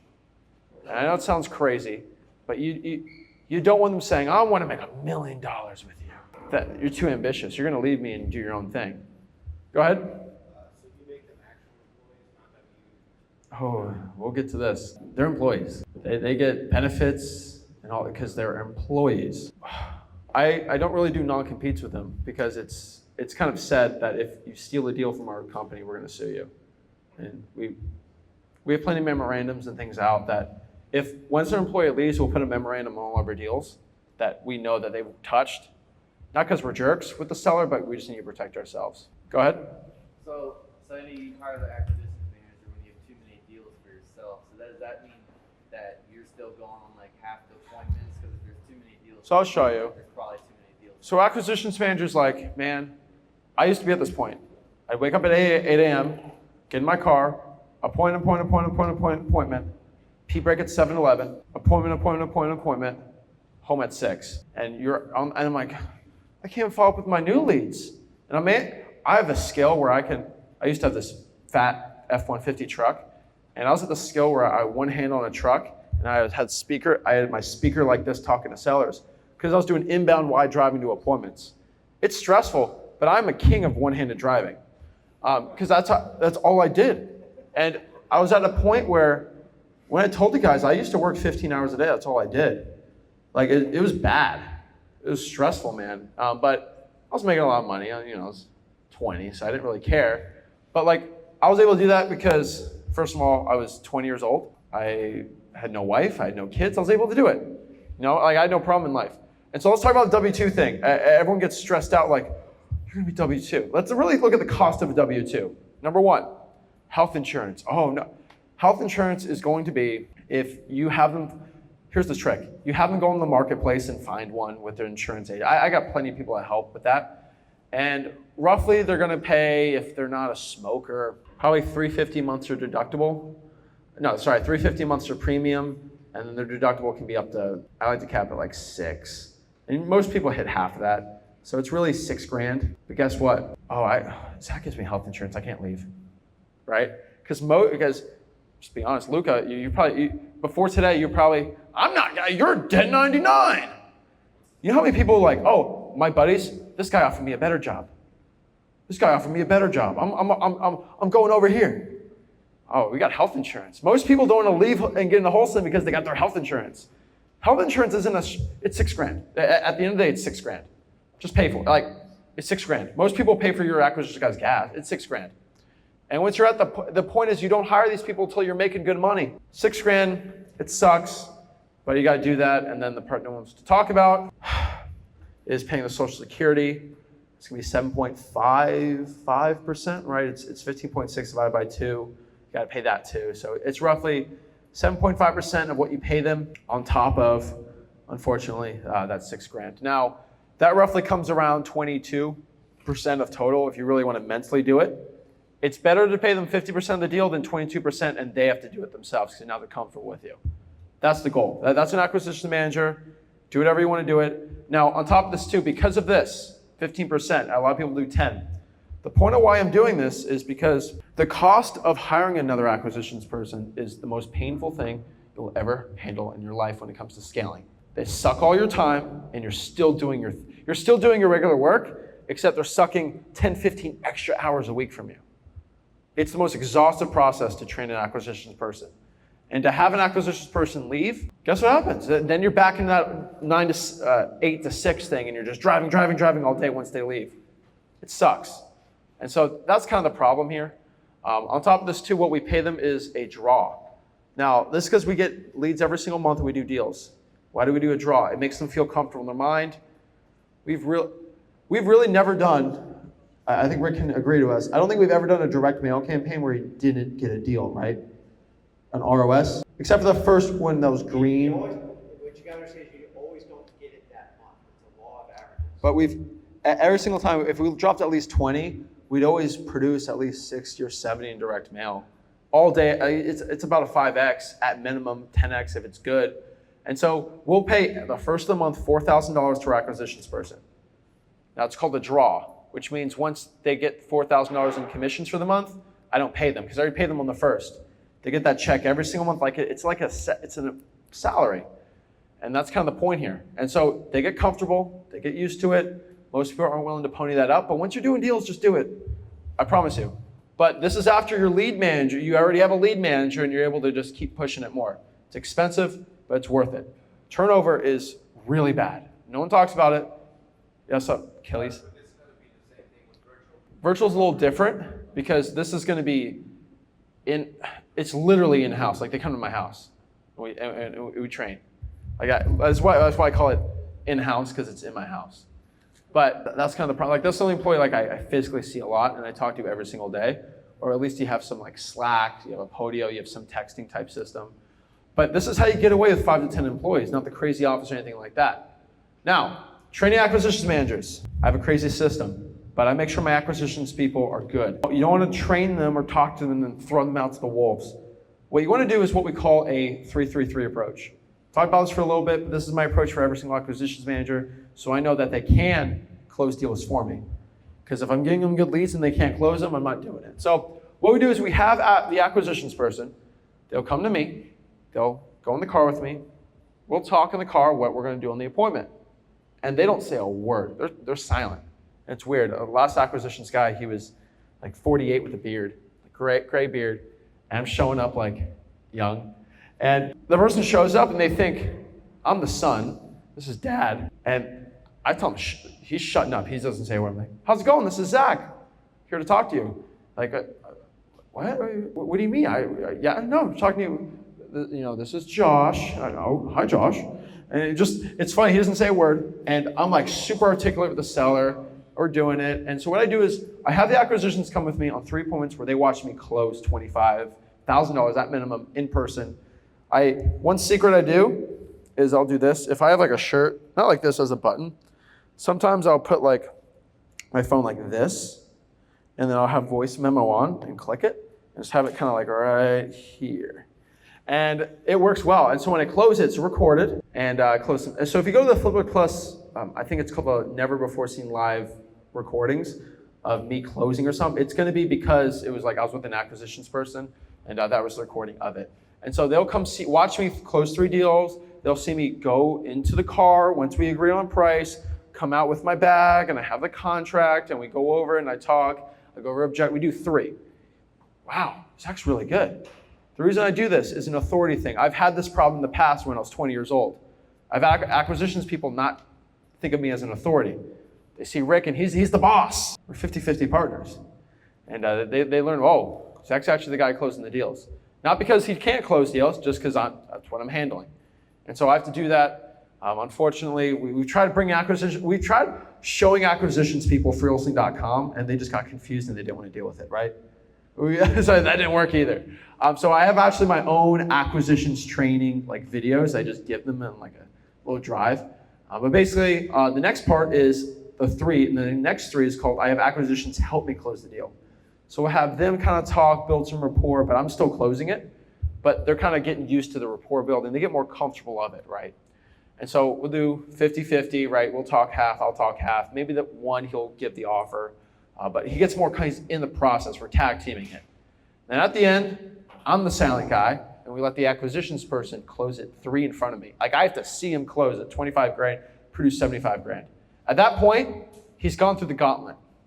And when you're at the point where you're doing, 4 deals a month, that's gonna take a couple months to do it. It sucks. You don't have to pay the draw, and you have to pay them fully on this. I pay half on the first 3, but fully on the other half, and it sucks. It's a big time suck. But once you get them through that gauntlet, you can trust them on the appointment. I don't have to deal with them anymore. I'm still talking to them every week and make sure everything's going well, but like, you're good to go. You can look at the Podio, you see he's going on these appointments, you're good to go. He'll call you at the end of the day, tell you how they go, you're good to go. And so, yeah, 15, I like 25, but you can do that. So that's called the 3-3-3 approach. It's tough, it's a gauntlet. Zach, you might think of me as this big shot, I'm still doing this because with my local guys, because who else is gonna train them how to do this? Come on. So this has to be just local. This is for local, yes. For most people, you're gonna see that. For virtual, it's not gonna work as well. I'm just, when we talk scaling, like you should start, now once you're at virtual and you can scale well, we're gonna have a different conversation because it is a little different. Go ahead. I know it depends on, I guess, your operations volume and success on like closing rate, but roughly Yeah. after 2 months, how long does the 3-3-3 approach train you? How long should it take? Should probably be 2 months. Yeah, you don't want to do it in a week, right? That's way too much. But like if you're at a guy going 3 appointments, like for 2 days you do 6, I don't want to do that, And so you want to make it a couple months. There's still a training process. They got to get used to the systems. And they just listen to recordings all the time. And they come up, we just do role plays all the time. Then I have Rick do a role play. Rick's too nice on role plays, but that's how we do it. So 3-3-3 approach, it's rough, but it works. And it's the way we do it. I can't tell you it's this way or that way, or this is the right way. Might be a better way for you, that's just how we do it. Now, dispositions manager, I got beef with this. This is probably the last person you should have, unfortunately. But they get about 10% of the deal. Oh, that hurts. These people are 1099. Go leave. I don't really care. At this point, I look at a dispositions manager as a glorified realtor at this point, because that's kind of what they are. They're just selling the deal. Now, unless you're at 100K a month, you really don't have to be handling this, because calling your buyer is a connection you should have. And if you have good buyers, if you're at the point where you're making $500,000 a year, you should have good relationships with your buyers. You don't want to hand that off to somebody else, because that relationship kind of loses its luster, right? Because you don't talk about the kids, you don't talk about what they like, how the Steelers do this week. I know it sounds stupid, but that little bit of rapport you have that buyer that you already know, it's in there. And so most of it can be done by you, like I've said. I would say if you're at a point where you could have a cold caller VA. This is part of marketing, I guess. Just cold call cash sales, and they can kind of use my script, and I'll just pay them the regular $7, $8. I don't pay them per appointment because they're just finding buyers for me. And you're good to go. But most dispositions managers you should do yourself. Because let's really talk about this with cash buyers. How many, unless you're like at a crazy system, how many legit, really, really, really good buyers is in a decent market? Like Corey, how many legit buyers, like number-wise in your market that you have? Like legit. Not like blasting out, like you can call them right now. Call them if it works or take it. Yeah, he doesn't need a dispositions manager for 25. Like he has on his phone, he can make the calls and they know him well, right? And that's a smaller market, still a big deal. So if you double his market, you're at 50, you can handle 50, right? And so it's not, now once you talk about Houston, Dallas, you get into 200 or 300, you can still handle that.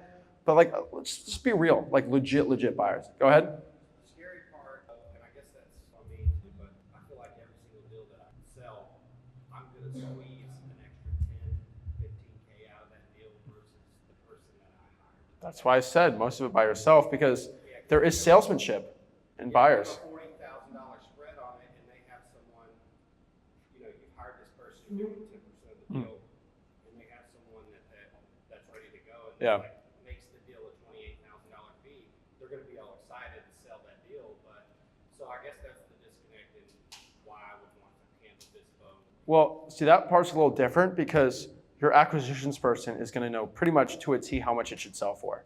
And he is coordinated with the dispo to be like, you're not selling that for 120, because he's getting a good percentage. He's like, we need to be at like 145. And then I look on the Podio of the contracts that are signed. So I still use Podio.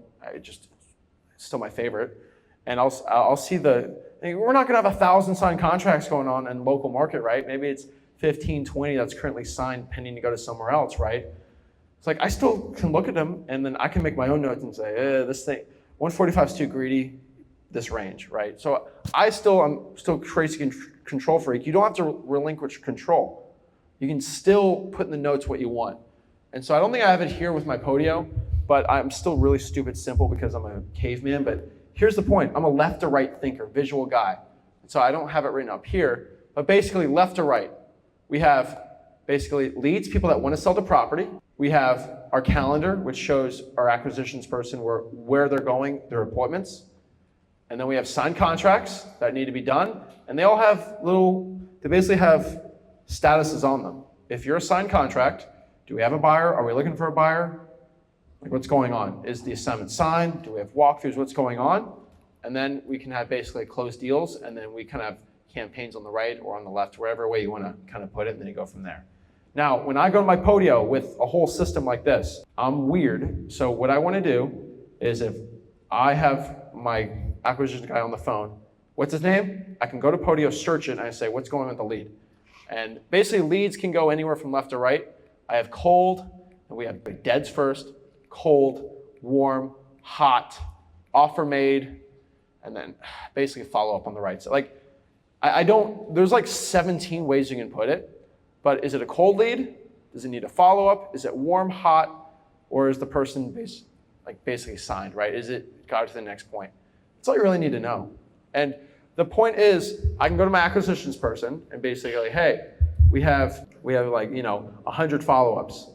You can filter in Podio for follow-ups. You can filter on cold leads, dead leads, signed leads. You just know, right? So I can go to my Podio in the day and figure out how many signed contracts we have, how many hot leads we have, how many warm leads we have. And then I can go on the calendar, because Podio has that calendar. And I know this is crazy, but once somebody actually wants to sell the property, I make my acquisitions person put notes on what happened. I know everyone's got this crazy, like, oh, we have a system where it records the conversation and AI does it and then it puts it in the notes for us. I hate that crap. Put the notes. Tell me what the dog's name is. Tell me exactly who her favorite knitting system is. Does she like knitting? Does she not like?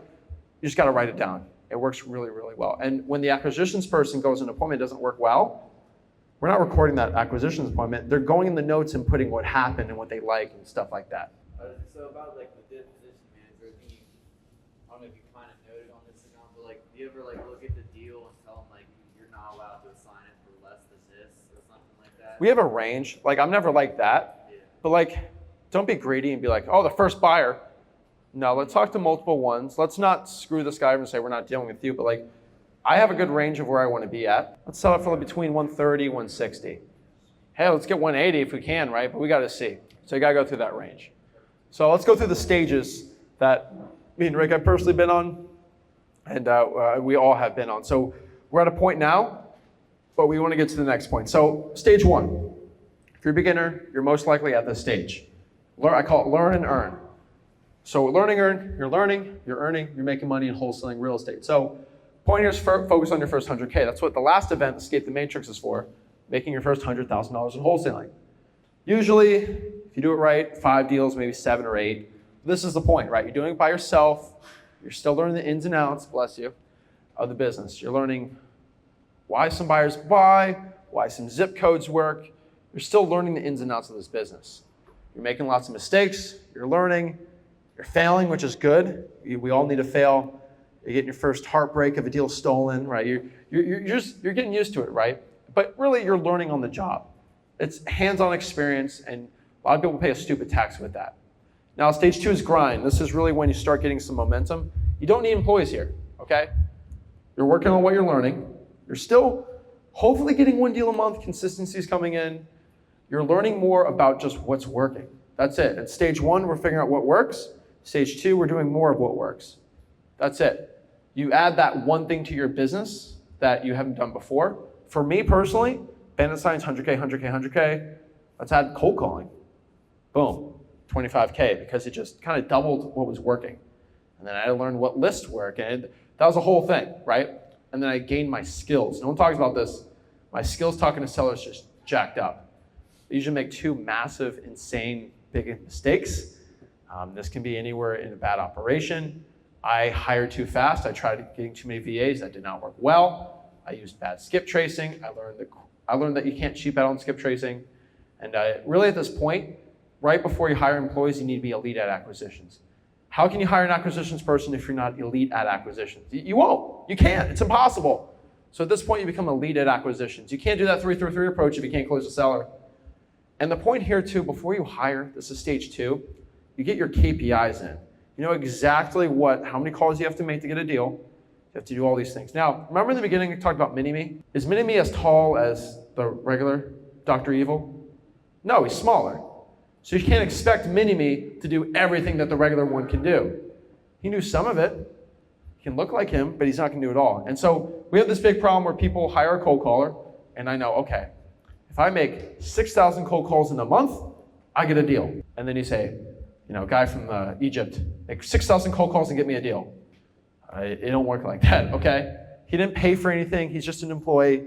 He's probably gonna have to do 8,000 or 9,000 calls to get a deal. That's fine. He's not gonna be me, he's a mini-me, he's not me. So you have to kind of expect that starting out. Acquisitions person, at most. Does anyone know what percentage an elite acquisitions person is gonna be compared to you?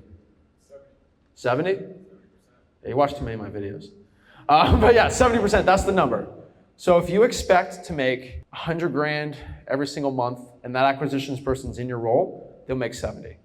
They're gonna fail. They're not gonna close as good as you. They don't have the same buy-in as you. So they'll probably be 70% if they're the best. Now bad ones at 50, 60. At 60, I kind of keep them. Under 60, I don't like it, but you become a lead at acquisitions. And you understand your close rates, your percentages, right? So, Luca's contact rate is going to be different than Dylan's contact rate. It's going to be different than Philip's. How many calls, Sebastian gets to get a deal is going to be different. How many driving for dollars leads Zach needs to do. They're all different. They're different systems. Now at stage 3, we start the scaling, right? We go from employee by yourself to CEO or business owner. This is when we make that big change. So again, we go through the order of hiring. Our lowest ROT tasks to our highest. We're hiring because we don't have enough time. We're working too hard. So we don't care about ROI. We care about ROT, return on investments. ROT is return on time. So you want to go from working 40 hours to 30 hours. If I have a cold caller doing it, I save all this time and it makes my life a lot easier. Usually marketing. So 90% of the battle is getting a marketing person to do a lot of that for us. And here's the secret. Yeah, maybe you have a cold caller doing 60% of you. So let's do the math. Let's say you can make 100,000 cold calls in a year. And you have a guy from Egypt who's able to do 60,000 cold calls. Oh, my revenue's going down. Yeah, it will if you replace yourself. But if you have 2, they're able to do 120,000 cold calls in a year. Oh, see that's the point. That's why Steve Jobs got Steve Wozniak to make the computers because he was more efficient than him at it.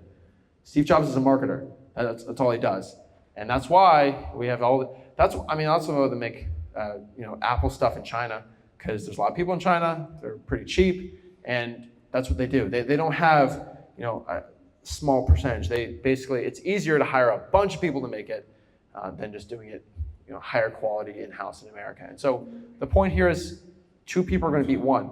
So you might be an elite UFC fighter, right? We talked about UFC like UFC. Who's your favorite UFC guy? Conor McGregor? So if Conor McGregor's in this room, he'd whoop everyone's butt, right? But what if all of us attacked Conor McGregor? He's done. I don't care how good he is. If you say you don't know, if 60 people all jump on him, he's not going to win unless he runs away, right? And so the point is, numbers work. I don't care how good you are. There's a point where numbers work, And so yeah, maybe 60, he'll beat all 60. Let's do 1,000. He ain't going to win. Come on. And so that's the point. If you have overwhelming numbers, you can't lose. And so time works goes up and profits stay the same. What I mean by this is, at this point on stage 3, that's not comfortable. No one talks about this. But once you start hiring a cold caller, you're gonna spend 5, 6, 7, 8 extra hours a week training your cold callers, checking on their KPIs and doing all this stuff. It sucks. With an acquisitions person, they're going on appointments with me and I'm training them. You're working harder and you're making the same. This part sucks. It's growing pains. It hurts, you're growing, you're like in puberty. Like this is like being a teen, right? Like your voice cracking. You're not at the point you want to be, but you're not a little kid anymore, but like you're a teen. It's weird, right? It's a weird point of being at. But this is kind of your teen stage. Then from there, at stage 3, this is when we prepare for launch. This is when we start with the big kahuna, the acquisitions manager. That's really the telltale sign once you start going to the scaling part. That's when you relinquish control to another person to close deals for you. Oh boy, it's scary. And so stage 4, I call this abundance. This is kind of when things start going well and you get to the stage, right? You're truly hands-off wholesaling process. We got people going on houses for me now, right? We have dispositions doing things, right? We got people doing stuff. I don't have to be here.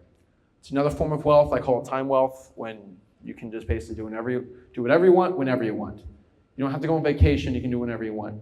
You have the ability to expand in new marketing or virtual markets. This is really cool. Maybe I can start doing Columbia, South Carolina, Knoxville, stuff like this. Works really, really well. You can start wholetailing at this route. I think at stage 3, 2, you can even wholesale too. But you buy the house, flooring, paint, maybe some cosmetics, and you just put it back on the market. You start expanding even more, getting creative finance. And the point here, at this point, even at point now, you should add to your net worth. You shouldn't be like revenue, let's pour back in the business.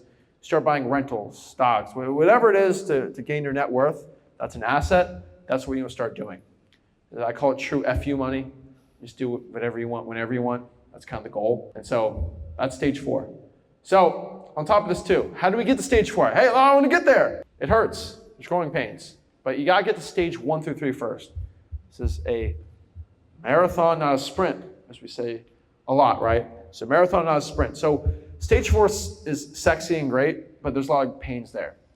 What I'd say here is you need to make 10K a month, to 15K a month, to 20 to 30. I'd say 30K a month's really when you can stop being solo and start getting marketing people. I think anything before that's a little too much. You really need to learn everything in the business. And so why can I talk about cash buyers? Because I've been through it. Why can I talk about acquisitions? Why can I talk about cold calling? The only cold calls I do is if I do like a live cold call anymore, right? Or when I do it with someone here. But why can I teach Alex how to cold call or help him out? Because I've done it, right? Don't be the guy that's never cold called that hires a cold caller. That's crazy. Now the hardest part, obviously, I keep saying is acquisitions, but it is. And then on top of that too, in FlipWithrick Plus, we have our employee training library, because in my soul, I know how much it hurts to hire an acquisitions person and training them, and training a cold caller, training a list puller, and training all this. Oh, Lord, it's a lot of work. And so what I did was, when I had my cold callers, I would sit down for me cold calling for 2 hours and record myself and show the person. I paid them $7 an hour to watch me cold call for 2 hours. Sounds like a waste of money, but that's what I did. And so what I did was I created videos, and this is for YouTube, really. I created videos, and I put on my private channel, and I put on like an unlisted video, and I just sent it to them, and they watched it, and then I put it on Google Drive, they watched it from there. It's pretty cool. And so what I did was I decided, hey, let me train your employees for you, not fully, but where you can go to FlipWithrick Plus, go to the course section, download the video, and then send it to your employee. So if you want to train a cold caller, you go to FlipWithrick Plus, download my cold caller VA, download that, send it to them, and they'll get trained on my training on how I cold call and what they should expect. I don't show them how much they're getting paid or anything like that, but I show them how to cold call, what to cold call. I show them recordings, things like that. It's all in there for FlipWithrick Plus, so just go in there, and it's pretty cool. I have that for acquisitions managers, everything like that. So again, the question is when to start hiring. I think once you start getting 5 appointments a week, that's when we go to lead manager, right? I mean, that's a lot. It's 1 a day. You might need a lead manager at this point. When you're getting multiple cold call or texting deals a month, it's like, oh, I'm getting a lot of cold calls. I'm doing this all solo. Start expanding this thing. Then when you can't reach enough high equity leads a month, and what I mean by this is, there gets to a point where, whoa, there's a lot of high equity leads to market to, and I can't do it. For example, if you're cold calling by yourself, even with a dialer, let's say 10,000 a month you're cold calling. If I go to Nashville, there's probably going to be 50,000 high equity leads. I can't call all that. You want to be at a point where you pull all the high equities, you use kind of our mailing mastery filters, you should be at 40,000. You want to call that many. Every high equity should be touched. Most people solo can't do that. And once you're at a point, you want to hit that. And then again, when you can comfortably add funds from deals into the business, what I mean by this is a lot of people have this problem, and I get it. I've been there, right? You're making 10K a month, and you got kids, you got a mortgage, expenses are like $7,000 a month. It's hard because you need that extra $3,000 just in case, right? Until you can, but if your expenses are 10K and you're making 20, then you can comfortably use some of those funds into employees. Because if it fails, it might fail. You're gonna definitely fail and have mistakes with VAs and employees and things like that. But don't go into debt, or don't like, you're making 10K a month, your expenses are 7, I'm gonna spend $5,000 in VA. Don't do that, okay? That's not the best one to do. And so how we train our employees, again, FlipWithrick Plus training modules, but you wanna create mini-me's. Phillips, got a question? Just stretching? All right. So again, how to train employees, mini-me's. That's who you want. Not big me's, not the same as me's, mini-me's. That's the point. Have people do what you do. Don't expect them to do things that you can't do. Because if you can't do it, you can't train them to do it. I can only show you guys what I've done. I'm not going to sit here and say how to make $100 million a year in wholesaling. I don't want to do it, and I ain't doing it, and I ain't showing you how to do it because that's crazy. Okay, but I'm going to show you what I do, and you got to show your employees what to do. They're mini-me's, that's the point. Document what you do too. This is important. If you're going to appointments now, you don't want to get caught with a seller recording them, but like if you have your phone right here and you're not going to pop it out, be careful. So I've had some situations where I'm recording it for acquisitions people, and I'm like, shoot, we're talking about Labradors and Labradoodles, and she's just showing her pit bull's here, and I'm petting it. It's a sweet pit bull, and I'm going to show a picture of, Rick's dog. I have to slide it on, turn off the voice memo, go into my photos and show them. You don't want to pop it up and show it because you will lose a deal doing that. It's risky. But stuff like that, that's acquisitions 101. Like they love dogs, you show them dogs. Simple as that. And then here's the last part, growing the net worth. I talk about this a lot. This is really important. Even if you're making 10K a month, if you can afford to, pour some money, okay? Just pour some money into things that will pay you every single month. I love rentals. Rentals can be an issue though. Okay, who here owns rental properties? Okay, Monica, is it a passive income? Do you sit on your butt and make money? It's extra work, right? It's every rental. If you have it running like butter, it's gonna be 3 hours a week, I'd say. And it's 0, 0, 0, and then it's 15. That's how it works. And so, yes, I'm not the guy to say buy 1 million rentals because it is a lot of work. And I'm not giving you financial advice or anything like that, but just understand that. If you're a solo guy and you decide to buy 10 rentals, it's gonna be extra work in your business, it's gonna hurt. And so I'm not telling you what to do, but I'm just saying that there's multiple ways to invest. Don't get scammed. I see people, wholesalers talk about to buy crypto or Amazon stores or no, okay? What I personally found, and this is my opinion, there's three truly passive ways to make money if you don't want to add extra work. Number one, you can buy into a REIT, so the real estate investment trust. I see a lot of them go belly up though. Like you gotta get like a good one. Something on Wall Street. I know it's stupid, but it's like 7-8%, right? Number two, you can buy like a T-bill or a money market, or 3, like a mutual fund, like S&P 500, something like that. And then rental properties 4, but that's not passive. Anything else, it can go pretty much away. I'm just being honest, okay? Don't use your Forex trading bot. And yeah, Luca. If you look at an assignment fee as like a pie, look at two sides. You got in-house, and then you got your acquisitions, dispositions, and all that you're paying out. How much equity of your deal, I guess, is it? 40. 40%? I'd say 40. 60% in-house? 60, 40. The average person's about 30, 25, 30, 60, and that's lean, dude. Like that's lean. Now, if I wanted to say, screw it, I'm doing it myself, I can be at 80, 90, right? I can be at 80, 90, but like, More volume. the volume makes it up. Yeah. Go ahead. If you decide to keep a deal, how do you determine how much you pay on the assignment? So it's just a reasonable one. And so when we JV with someone and they decide they want to keep the deal, we just get in just a reasonable one. I don't go too crazy, but I still pay them well. And so if we can make 30 grand on an assignment fee, that I can get. And remember, if I'm buying a deal and I'm going to own it myself, I'm still bringing it to buyers and they're giving me offers. That's one thing nobody talks about. So I actually know for a fact what I can make on it. And so then I'll just pay them an assignment fee on that. But actually, no, I don't pay them an assignment. It'd be, if it's a $30,000 one, 15% of it. And do you pay that to different LLC so that you can also get a loan for the assignment fee, or are you buying it cash? Or? So this is controversial. We buy cash. Okay. So this is just a mental thing for us. I don't want to be in debt for anything, and that's how I am. I'm the type of guy, if the world goes to crap tomorrow, you know, I own cash, we're good to go. That whole debt thing, man, it can get very, very tricky. And, we're not the biggest fans of it. So that's really kind of the passive. Is there any other passive way to make money except for those three? Like truly, like you can just set it up, I chill think out. part of this is once you start to make money, it's your job to make the money work for you. Yeah. Anything I've invested I didn't understand, I've gotten killed. So I've learned the hard way. I mean, a lot of money, guys. Sometimes you have to pass the snuff test.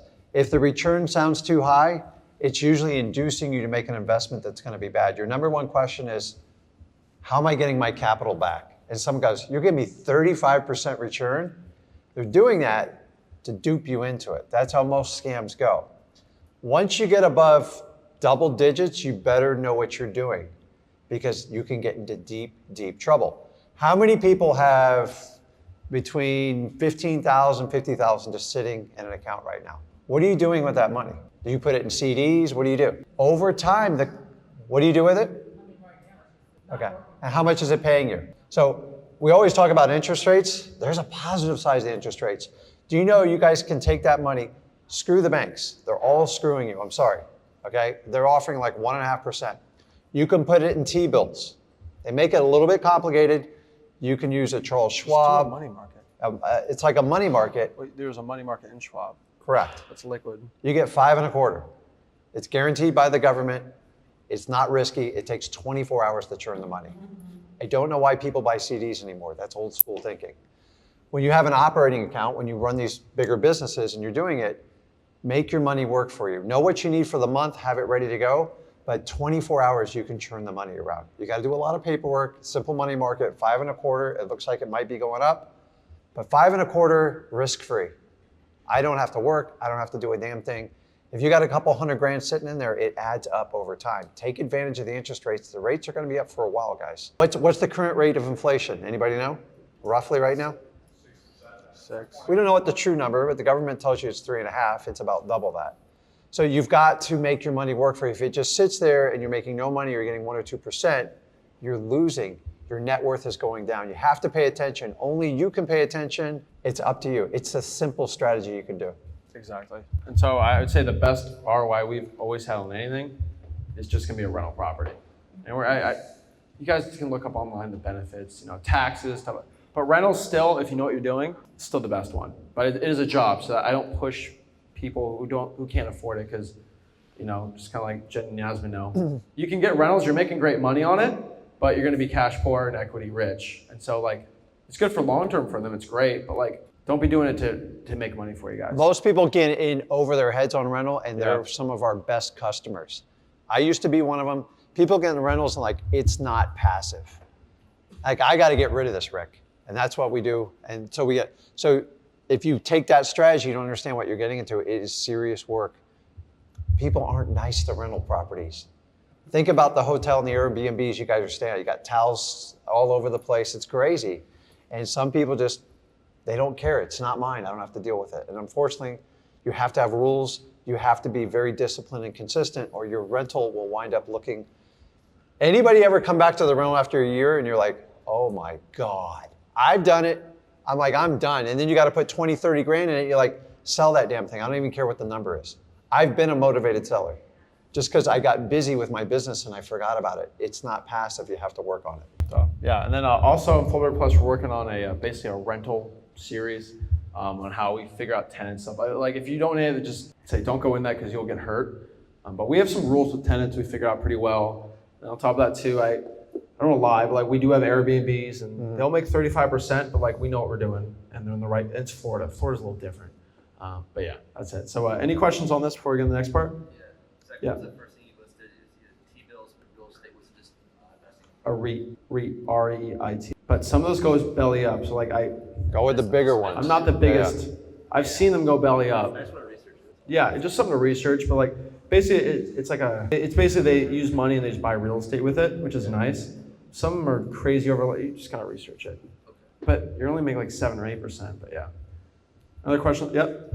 What's your opinion on, like, you know, when you get to the point where you have enough liquid capital on private money lending or something like that? No debt. I won't use private money to invest unless it was like a, Well, if I had, like, say, creative I finance had is different capital though. and I wanted to lend it out. Oh, So let me, there's risk to that too. I've done it. Yeah, and what's your number one question when you lend money out? What's your number one question, anybody you give money to? I mean, I want to know about the deal and the risk. How the hell are you paying me back? And how am I guaranteed? Because you can't take people's word for it. The bank doesn't take your word for it. You shouldn't do any others. I was talking to somebody who was like, well, they were a good friend of mine. A lot of you put your guard down because they're your neighbor, your friend, family. These are the people that will take advantage of you. I've been there. They will. You have to go, okay, listen, I worked hard for this money. I busted my ass. If I'm going to put 25 grand into something, what happens if you don't pay me back? What's my recourse? They go, no, I'll pay you back. Don't worry about it. If you buy into that crap, like your life's teaching you a lesson. And you can either, and they're like, I know it feels uncomfortable, especially with family. Listen, let's just get this paperwork signed. You sign a mortgage, put a lien on the property, and then they sign a promissory note. I lien the property. You can't sell it till you take care of me. And then if the thing goes upside down, I'm chasing you down with a lawyer till you pay me. If you do it any other way, you are going to have pain. I learned this on a $300,000 mistake. I loaned money out in it. So the problem is that's another business, right? So we're talking about hard money. It sounds attractive to start getting money. You have to go learn that business. I don't want to do it because everyone's like, well, we just underwrite the property. No, I'm going to underwrite you first because I need to know if you know what you're doing. And so it gets complicated. It's tempting because you go, wow, I can 12 to 15% and it's a lien to debt. Sometimes they don't know what they're doing. And who mostly lends on hard money? Who? What type of investor? Newbie. And a lot of people take advantage of them. And by the way, guys, most of you guys focus on the interest rate. That's not, if you ever have to borrow money outside of a bank, what's the number one thing you need to understand? Obviously, other than the risk and everything into it. You need to understand the terms of the loan. You guys get so distracted by interest rates. They hit you with points. And then you think banks are bad with junk fees? They go, you think you're paying 10 or 12%? On average, when you do a hard money, you just cut somebody in a quarter of your profits. I don't care how you cut it. They have prepayment penalties. Some of them are up to a year. It's absolutely insane. I've dealt with hard money lenders like 1 day. You know, banks have a grace period. Hard money guys, it's written in their paperwork. You go 1 day over. Maybe you make the deposit at 4 o'clock. That's the rest of the next day. You're in a whole nother month payments and everything else, and your numbers get all screwed up. And then I've had hard money. They are private people.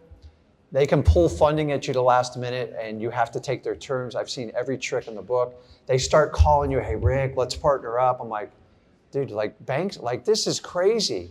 And so they are private people, and understand they are sharks. I've seen crazy stuff happen. Know what you're doing. I don't like hard money. There's a reason they call it hard. You need to learn how to do soft money. We're going to go into it in some of our series and show you how to do it, how to raise private money. The number one question whenever you raise money from someone, you guys, I'll get you 15%, I'll cut you in on a third of the deal. No. How are you securing my family's wealth? How am I getting paid back? I always say, listen, you're getting taken care of first. In the story, we're going to record a mortgage. I'm going to personally guarantee. I see people all the time like, why do I have to sign a personal guarantee? I don't want to do business with you. If you're not going to put your name and your reputation on the line, I don't want to do business with you. I've watched people screw people over and over. It's the same thing. Don't worry about it. We're friends. I'll get you past it. Don't buy into it. It's going to hit you. You might get away with it once, twice. It becomes like an addiction. And you're like, why do we need to do paperwork? I'm the type of guy like, let's just run. And he helps me slow down, like we got to do paperwork. We're not putting that much money on the line unless we're like all in. Yes, we take risk. If you take risk, you need to be rewarded for your risk. If I'm going to go into and do a partnership with you, I'm taking risk with my time, energy, money, and then I'm calculating what you're going to do. Anybody have partners here? It doesn't always work out. 55% of marriages don't work out. It's a partnership. To try to forecast stuff down the line, it's hard. So make sure you do the paperwork. If you don't do the paperwork, if you come back crying to me and Zach, I'm just going to say, listen, you're going to learn a lesson. Okay? Any other questions? So, can you tell me if you've ever experienced this? Like, what I'm seeing now, because Dallas is growing so quickly, the passive income will go down because the tax is just passed on, right? I agree. So, what are you, like, right now, we're not really making money. So, have you Yes. So when I first started rentals, pre-Zach, he's still in school, me and wife were just cash flow, cash flow, cash flow. How do I not over leverage? And that's it. We played that game for a long time. And that's how you start out doing it. You gotta understand the process. Just like I tell you, when you lend your money out, you can't just go, okay, you sound good. Tenants are even worse. And you have to be purely business. I'm too nice of a guy to manage a rental property. And when I come back and like, Zach, I had to have Zach walk through the experience. I'm like, he got busy. We let someone go on a property. They stopped paying. We came back to a ticking time bomb. 15 grand, like, and that was with us, like, all, with a crew and doing it. And you just learn. There's certain types of properties that fit. I will tell you though, there's another side to rentals, which we'll go in depth as you guys work with us. If you look at the entire equation. So I didn't really understand depreciation until about 4 or 5 years ago when I started making money. I had a problem. I had a real big tax problem. And my accountant's like, it's a good problem. I go, yeah, for you, when you pay hundreds of thousands of dollars to the government, it gets discouraging as an entrepreneur. So a lot of your cash buyers out there buying it, they're like, you get a lot of doctors, lawyers, like, dude, just give me something. My favorite when somebody goes, give me a 1031. I need it now. Why are 1031s under so much pressure? Why? They've got a time expiration. They don't have time to like, I know I have them on a 1031. Guys, we have properties, we somewhat break even or they go a little bit backwards. I like waterfront properties. The depreciation is amazing. So as much as when we buy cars and stuff that they depreciate, that means they go down in value. Real estate's the one asset that is phenomenal. You get to depreciate it through your taxes and offset your taxes. You get to delay your taxes. Now, you have to recapture it, it's true, but the value of the damn thing goes up. Your car doesn't go up, all these other things don't go up. I am a depreciation monger now. Now, it becomes addictive because you have to keep really good books and you got to get organized and it forces you to step your game up. But did you guys, once you factor in depreciation on properties that aren't working out, all of a sudden it's amazing. I make at least 400 grand a year just on depreciation alone. It is true money. It is true money. There's a big difference between commercial and residential. I think residential is 27 and a half years, commercial is 39. So when I buy a commercial property, I want a big number, $2, $3, $4 million, and then you take your cost basis. I'm not here to give you accounting advice, but you spread it over 39 years. So I have something that's break even, I'm offsetting expenses, and I get the depreciation back. Do the math. If I have a $3 million building and the financing makes sense, everything's deductible, the interest, the payment, everything, and then you get the depreciation back. So suddenly you get this big tax bill, and then once you bring in the depreciation, this took me 4 years to like wrap my head around it, because I'm a wholesaler, and I'm still trying to learn all these other things. But what we're saying is when you grow your net worth, you are forced to push your game up, or you're in bed, I hate saying this game right, with the United States government. And I got to the point where I was making so much money. If you do nothing, you are going to be penalized. So if you make a lot of money over, I think it's $400,000, $450,000, you are giving almost half your money to the government. They don't do a damn, like, it's frustrating. And I see why people want to move to an island and break down and get their own solar and not work again. Because I'm like, this is crazy. The harder I work, the more I give to them. So if you don't play the game, just like you read the rules of Monopoly, you are going to get killed. People go, you got to pay your fair share of taxes. It's not fair you didn't pay. And I know you didn't read the rules. Most W-2 employees have no idea how to take a deduction. They just accept it. If it's up to me, I tell my employer, you've got to pay my company. And you learn it. You don't have to learn it overnight. You don't have to start with an LLC. I'm not here to complicate it. I'm telling you, when you step up, you have to learn the game. The reality is, corporate America, you got to pay about 21% of the taxes if you play by the rules. But you got to pay accountants, bookkeepers, the whole 9 yards. If you don't do it, you are going to get hit. The reality, guys, if you added up what you paid in your real estate taxes, that gas tax pump, there's your sales tax, and now everyone's about the credit card convenience fee, you're almost paying 55, 60% of everything you work. So if you want to be like everybody else and complain about it, find a way to fix it. And understand, the appreciation game is pretty straightforward once you understand it. It gets very advanced the more money you make. It's a lot of fun. You can make a decision. Do you want to donate money? You can actually donate to charities. You can create your own charity.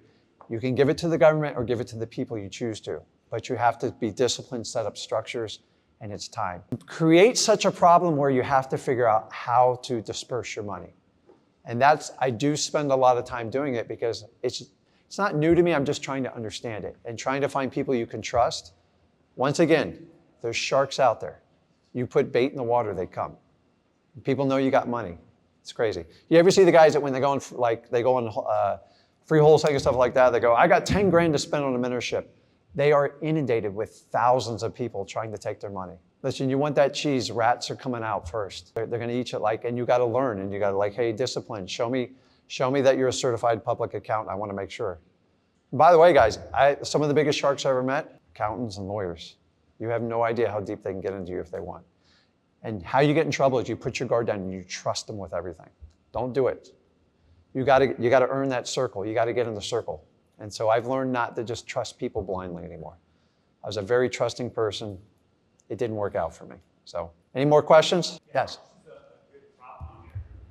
It's everything. It's ROT. I got past the cost. Listen, I was cheap when I started. I thought I could do everything. I was my own worst manager. The value of a property manager is when you get a $20,000 repair because you didn't pay to your property, all of a sudden 10% is a real good deal. But I've had property managers, I've walked into ticking time bombs too, because then you got to learn how to manage the property manager. Because they turn over, it's a low-level employee, it's the reality of it. If you manage properties in roughnecks, you got to pay 15% or your property's going to fall apart. I want pictures. We make them send us pictures every 90 days. We do random drive-bys. You've got to check on people. You got to babysit them. They've got to earn your trust. And once they earn it, you can pull back a little bit. But the minute you put your guard down, that's when you can get in trouble. You ever have the guy park your car or wash your car and you come back like, did you wash it? I don't know. He goes, dude, you just pay me every month. Why do I have to wash it every month? It's the same thing. You can't give blind trust. And then as you move up the chain, you can find people that have demonstrated trust, earned your trust, and you have confidence in. It doesn't mean you put your guard down and then they do some of the work. So I've been in a long process learning how to delegate. It's painful because I'm ADHD and I got to control everything. And sometimes I have to let go. I know right now people in my company are screwing up. I just know it. I don't hang on it. But the more I do, the more action I take, the more deals I got working on, the numbers work out in the long run. Someone's screwing up right now when you delegate it. You just accept the fact of it and you'll fix it when you get back. Anybody else? You have a responsibility when you make more money. You have to do it. If you don't do it, other people will take that responsibility away from you. And I've learned it the hard way. And this is why people like to stay comfortable, because it's uncomfortable. So. Exactly. All right, so again, on this is the game, growing the net worth, especially when you're making money. This is important. Rental, stocks, save. Just do safe, not crazy stuff. That's all I'm saying. Don't do your buddy's new opportunity or your family wanting your money.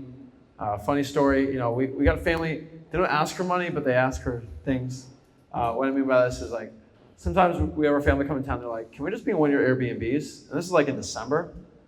I send them the link, I'm like, $400 a night. They're like, what are you talking about? I'm like, either you pay me $400 a night, because I'm booked fully, $400 a night on these Airbnbs. And they're like, no, we're okay. You don't even have to hook up. Because you have to have that separation. I think it's important for everyone once you start making money. You can be nice to your family, you can give them things, but you have to separate things. Because once you let one of your buddies stay in your Airbnb for free, then the second one, the third, it gets crazy. Buy me a flight, buy me this, buy me that. I know it sounds crazy, but just have that in your mind. Separate it. And what I like to say is try in the beginning to put at least 20% of your profits or anything into just investing something. If you're young, it helps you a lot. Just look at it as a tax. One way I look at it is if the government decided to add an extra 20% tax to your profits this year, what would you do? You'd kick, you'd scream, you'd cry, you'd protest, and you'd pay it. Because if you don't, IRS puts you in jail. There's no ifs, ands, or buts. They put you in jail.